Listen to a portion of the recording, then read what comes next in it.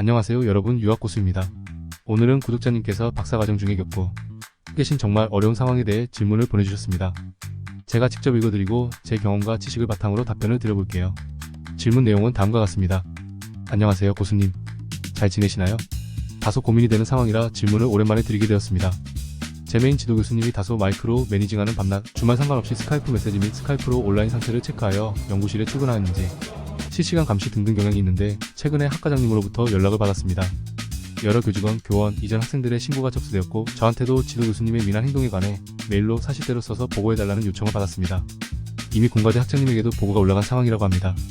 이런 경우 제가 내부 고발을 하는 게 맞는지 고민입니다.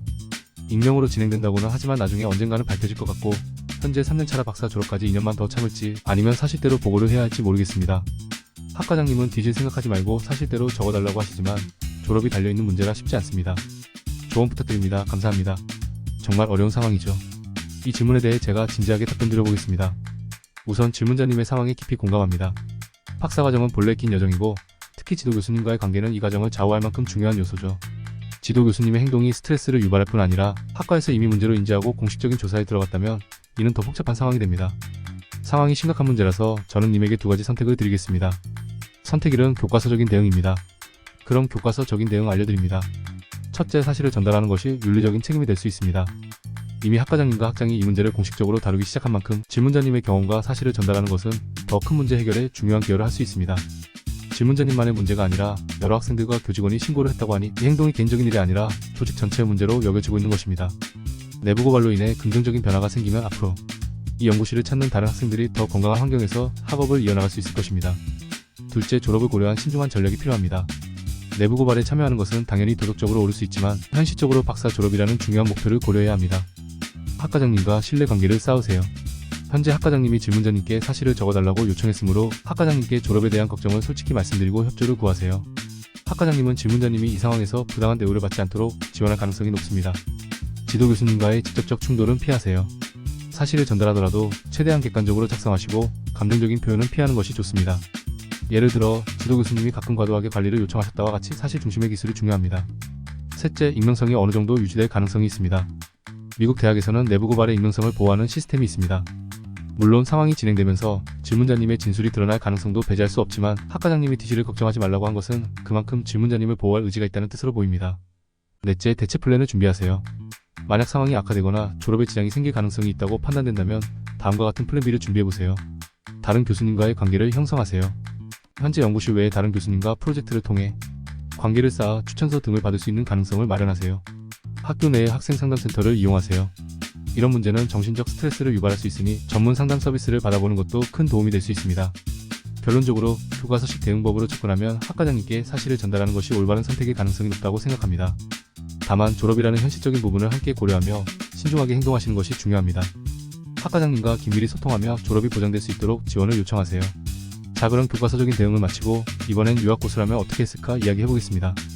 유학고수는 교과서적인 사람이 아닙니다. 닌자 같은 사람입니다. 어떤 상황 속에서도 살아남는 특공대 같은 인간입니다. 그럼 유학고수라면 어떻게 했을까 시나리오 전개합니다. 이번 시나리오는 유학고수식 무사히 졸업하고 빠져나오는 전략. 첫째, 학과장과 지도교수 모두를 신뢰하지 마세요. 먼저 질문자님이 이미 학과장을 신뢰하기 어렵다고 느끼신다면 이는 중요한 경고 신호입니다. 학과장이 지도교수와 손잡고 고발자를 색출하려는 상황이라면 여기에서 직접적으로 관여하는 것은 위험할 수 있습니다.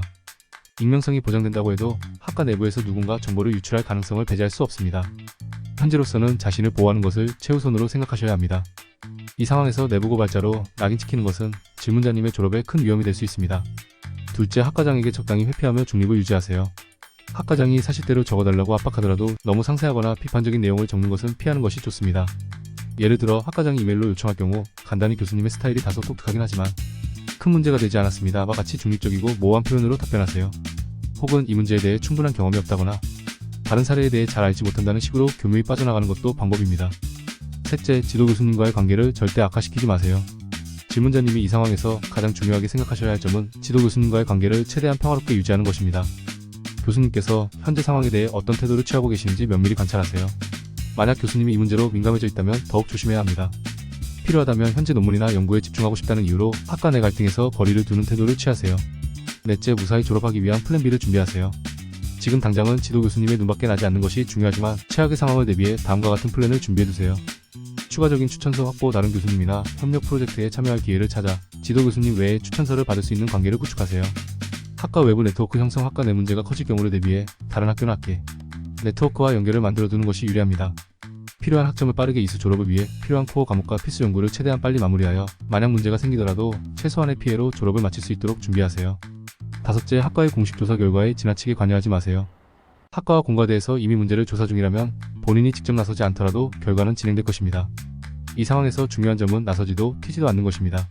학과장이 다시 압박할 경우에는 이 문제에 대해 객관적인 의견을 낼 만큼 충분히 알지 못한다고 말하며 선을 그으세요. 동시에 이 모든 상황을 철저히 기록하세요. 학과장과의 대화, 이메일 요청 내용 등을 모두 저장해둬야 필요할 때 자신을 방어할 수 있습니다. 결론. 이 상황에서는 자신의 졸업과 미래를 가장 중요하게 보호하는 전략이 필요합니다. 지도 교수님과 학과장이 얽힌 복잡한 갈등 속에서 자신을 안전하게 지키는 것이 최우선 과제입니다. 학과와 지도 교수 모두를 자극하지 않고 졸업에 필요한 연구와 학점을 빠르게 마무리하며 외부 네트워크를 확보해 최악의 경우에도 대비할 수 있는 계획을 세우세요. 질문자님이 이 복잡한 상황을 무사히 헤쳐나가고 목표하시는 졸업과 이후의 커리어를 잘 이어가시길 진심으로 응원합니다. 위의 유학고수 10플랜은 유학고수의 인간성입니다. 제가 원래 이런 죄인입니다. 그렇게 약삭 빠르고 얍삽한 놈이 저입니다. 그런데 제가 하나님을 믿는 믿음이 깊어지고 신앙인이 되고 변했습니다. 저는 어떤 일을 하기 전에 기도합니다. 실행에 옮기기 전에 반드시 기도합니다. 그리고 성경을 펼치고 어떤 선택이 성경적인 판단인지 고민합니다. 성경적이라면 어떤 어려움이 있어도 실행하고, 반성경적이라면 아무리 쉬워 보여도 실행하지 않습니다. 성경 말씀대로 믿음대로 선택했다면 하나님이 축복해 주시고 평안한 길이 올 것입니다.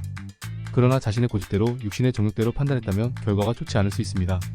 그래서 반드시 기도하고 선택하세요. 기독교인이 아니시라면 저는 더 이상 드릴 말씀은 없습니다. 오늘 제 조언이 도움이 되었길 바랍니다. 다음에도 비슷한 고민이 있으신 분들은 댓글로 나눠주시면 함께 고민해 보겠습니다. 그럼 다음 영상에서 또 만나요.